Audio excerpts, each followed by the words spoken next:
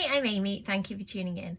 March has been such a busy month for me. I've done quite a lot of exciting things that I'm going to tell you about, but first I'm going to talk about the books that I read in March and the books I'm planning to read in April. Considering how busy I was actually quite surprised that I managed to read 5 books in March. So I'm still taking part in the True Blood book club with the Fictional Hangover podcast, and I'm absolutely loving these books. I think that the first time I read the series, I probably just read the first or second book. Really enjoyed them, but I think I mentioned before that I stopped reading them when I got really into the TV show. And I think I actually like the books just as much as the TV programme. So this book, I don't really remember whether Club Dead, the subject matter of it, was covered in the series. But basically, Suki ends up going on an investigation at a place that's known colloquially as Club Dead. And the character Alcide comes into this one, who was one of my favourite characters in the TV programme. So I'm really loving these books. I'm so glad Fictional Hangover decided to do this, because every month I'm looking forward to reading one True Blood book, and then in December we will get to read 2 and we'll have read the whole series, which I think I'll actually be a bit sad about to finish them. So this was, I think, the first thing I read this month, and I absolutely loved it. I also have really enjoyed taking part in the Point Horror Book Club this year, and this month's pick was The Hitchhiker by R.L. Stine. I always really liked R.L. Stine's books in the 90s. I haven't really read that many of them since, and I thought this one was really fun.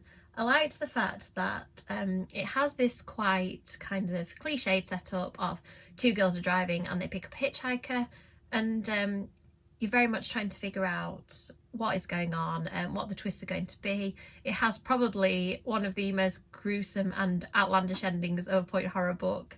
I did remember the ending actually from having read it years and years ago, but I didn't realise it was in this book, so it was a nice surprise when it popped up. This one is really fun. If you're thinking of getting into point horror books, this will give you a real sense of what they are like.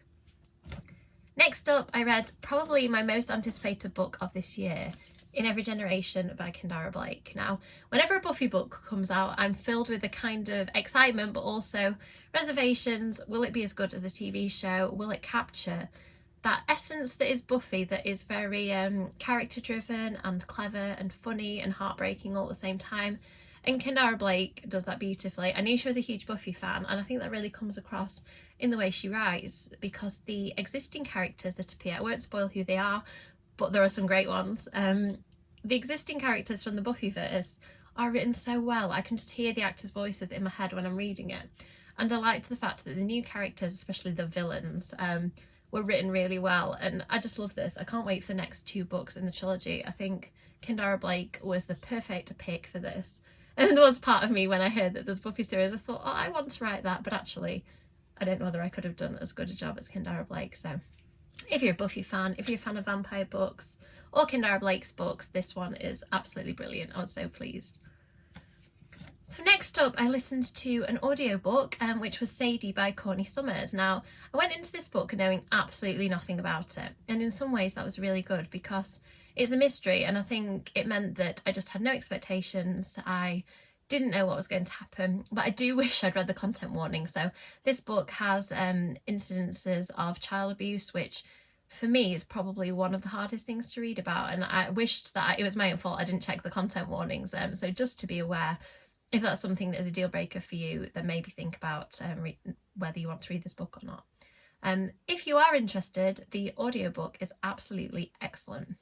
It's probably one of the best productions I have heard on audio, with a huge cast, and although the book deals with the subject matter that I personally find really difficult to read about, I thought it was dealt with absolutely brilliantly. It's the story of a girl who has gone missing. You find out at the beginning of the book. I'm wording it very carefully because I don't want to spoil anything.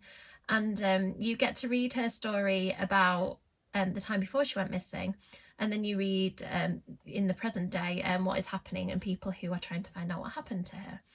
And as I said, it's a really difficult book that deals with some really gritty subject matters, but it is just written so beautifully. The characterization is incredible. And I think I've maybe read 1 or 2 Courtney Summers books in the past, but it's really made me want to seek out more, because it was just so well done. So tense, so dark, and just absolutely brilliant. So I definitely recommend it. The next thing I read was The Paris Apartment by Lucy Foley. Now, I read Lucy Foley's other books one after the other when I discovered them. I think it was last year. And I thought they were great mysteries, really compelling, really thrilling. And this one I enjoyed probably just as much. The Paris apartment is set in a Paris apartment building, unsurprisingly, and a girl goes to stay with her brother and then realises that he is missing and tries to figure out what happened to him. And I think some people, there's been quite mixed thoughts on this. Some people say it's exactly like what Lucy Foley writes normally. To me, it had a slightly different feel, although it had the big cast like she normally does. I think somehow the setting and the sort of Parisian background made it feel a little bit different. This one also deals with some really difficult subjects, including sex trafficking. So please bear the content warnings in mind. Do some research into a full list if you're interested. I'll also put some comments below if you'd like to read a little bit more about it. So if you're a Lucy Foley fan, if you like adult thrillers, mysteries, I thought this was a really good one. And actually there's some twist in it that I didn't predict, which I always love. So in April, I don't have huge writing commitments and I've set myself quite a challenging target of books. So first up, one that I've really looked forward to reading and been sent an early copy, thank you Scholastic, is You Can Trust Me by Gina Blaxell. This is a sort of gritty contemporary YA thriller. I've just started reading it and it is so dark, so well done. Again, it will have content warnings. I'll read the back and you can judge for yourself, and I'll also put some details in the comments. When Alana's best friend is found unconscious at the biggest party of the year, Alana is devastated, not only because someone attacked her best friend, but because she's sure they got the wrong girl. It should have been her. Determined to find the person behind the attack, Alana starts to look beyond the glittering surface of her social scene and discovers a tangled web of lies and deceit. Can Alana uncover the truth before she becomes the killer's next target? How good does that sound? I would probably have read this month, but as I mentioned, I've had so many things to do, but I'm excited to finish this one. Next, we have the book that probably everybody has read before me, Gallant by E Schwab. One of the things I did in March was to go to the event for Gallant. Samantha Shannon did an amazing job as ever interviewing V, and I just really enjoyed hearing their discussion about writing and about this book and how they wrote during the pandemic and things like that. So I'll put some photographs at the end of the video so you can see the things I got up to while I was in London.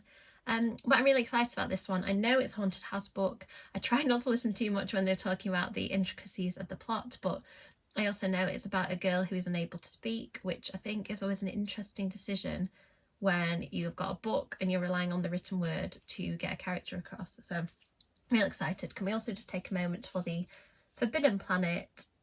I think this is an exclusive at the edges, but I just think they're absolutely beautiful. Black at the top and bottom. I don't know whether there's still some available, but I'd certainly recommend checking out the special editions for this because there are some gorgeous ones. Next up, I am definitely going to read Dead to the World by Charlene Harris. As I mentioned earlier in the video, I'm just adoring these books. I think that they're really fun. I love Suki as a character, and I just think I've been missing that sort of paranormal romance mystery feel. So if anybody can recommend any more books like these, I will definitely need more once I finish the True Blood ones. Next, we have the book that's probably been on my TBR more than any other. It's not because I don't want to read it that I keep not getting to it. I just find that I commit to read some books because of book clubs and things like that. And like the books that I get sent early, I want to read those. So because this one's already out, I always end up bumping it to the bottom of the pile, and I'm still really excited about it. I know it has a witchcraft element. I've heard brilliant things, and I think it's been nominated for some awards. It definitely is a book that's high up my list. So I'm hoping I'll get to it this month. Gosh, look at this stack next to me. I feel like it's going to fall over at some point. Another book I'm really excited about reading this month is 16 Souls by Rosie Talbot, which comes out later this year. I've been really lucky to get an early copy of it. I'm going to read it as an ebook, so I'll put the ebook cover on the screen for you. This is the proof cover. The final cover hasn't been announced or released yet. I don't know much about 16 Souls, but I do know a lot about Rosie. She is an amazing Instagrammer, booktoker, and I've read her writing before and just been absolutely captivated by her voice and her point of view. I know she likes writing creepy, kind of unsettling things with very unique premises, so I'm super excited to read 16 Souls this month, and thank you so much, Rosie, for sending it to me. Another book I'm really excited about reading is The Ivies by Alexa Donne. I didn't know much about this going into it. I ended up downloading it on Audible, and I'm just really enjoying the insight. It's about a group of girls who are known as the Ivies and who want to go to Ivy League colleges, hence their name, and each of them has been assigned by their group, by the leader of their group, I think it was, a college to apply to. And I don't know whether it's going to end up being more of a thriller, whether it's going to have a horror aspect, whether it's more contemporary, but I'm just really enjoying the voice and the characterisation. It feels very much like they're real teenage characters, and I'm just fascinated by boarding schools and the insight into what it's like to apply to colleges in the United States. So I'm really enjoying it so far. Hopefully I'll get to finish it this month. Next we have The Inheritance Games, another book that's appeared on my list because it's already out. I haven't rushed to read it, even though countless people tell me whenever I say I'm in the mood for YA thriller, this is usually on the list that people recommend. So I'm really, really wanting to get to this. I'm going to add it to the very precarious pile. Okay, so the things that happened to me in March, as I mentioned, I went down to London for the book event, which was really exciting. And I also went to my first ever writers retreat. I've always wanted to do it, but because of the pandemic and because of, life beforehand, I'd never got around to it.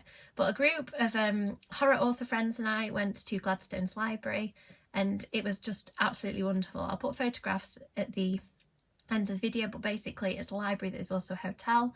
A lot of people work on their dissertations there and doctorates and things like that, so it's an absolutely silent writing environment. So if you need some focus and to get your head down for a few days and work on something, it is just amazing. They were quite surprised when I brought a toddler along. I had asked permission beforehand, but it has a sort of very serious adult feel. Luckily he was really well behaved when we went, so it was fine, and it didn't take him in the library while I was working. But yeah, it was amazing to meet some author friends that I hadn't met in real life before. I've already met Cynthia Murphy, Kat Ellis and Dawn Kurtigich, but it was lovely to see them again. And I got to meet Catherine Foxfield, Georgia Bowers and Melissa Williver for the first time, so it was just a really lovely time. The other thing I want to talk about, and it's now hidden behind the stack, is that I announced my blurb this month. So it's just come out, the blurb for Mina and the Slayers. I found it quite difficult blurb to write actually, because so many things happen in this book. It has two storylines running alongside each other, so it's quite hard to capture in one go, but I thought I'd read it to you and I hope you enjoy it. New Orleans at 1995. Mina's having a killer Halloween. 3 months after Fangfest, Mina's settling into her new life. Despite the teething problems in her relationship with Jared, she has her sister back, new friends and a part-time job to die for. Over Halloween, Mina and the gang have planned a spooky week of gothic restaurants, horror movies, ghostly tours, creepy carnivals and a costume ball. But the fun doesn't last. Mina's on work experience with Detective Cafferty, while the police are investigating a savage masked killer and a rising suspicious animal attacks. During her own investigations, Mina discovers a mysterious group of slayers who are battling to control the rogue vampires. The threats circle closer as Mina spends her days with the police and nights with the slayers. Will she and her friends survive Halloween without being staked, stabbed or bitten?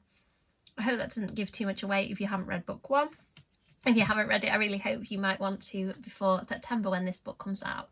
I've also seen the cover for book 2. It's been finalised this week and I absolutely love it.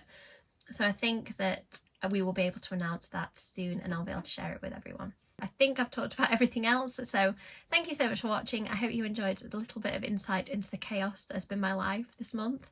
Hoping April will be a little bit quieter and that I'll manage to get some author interviews in again, so I'll have a bit of the content that you've been used to. I'm sorry I have been occasionally absent this past couple of months, but hopefully I will have an amazing book to share with you at the end of it when Mina and the Slayers comes out. So thank you for watching. As always, I really appreciate it if you like and subscribe. I hope you're enjoying these videos. I'm really enjoying making them. I think it's been a year now since I started my YouTube channel. And this year I'm going to really look into ways that I can grow it and ways that I can get involved with other YouTubers because it's such a lovely community. So thanks again for watching. Bye.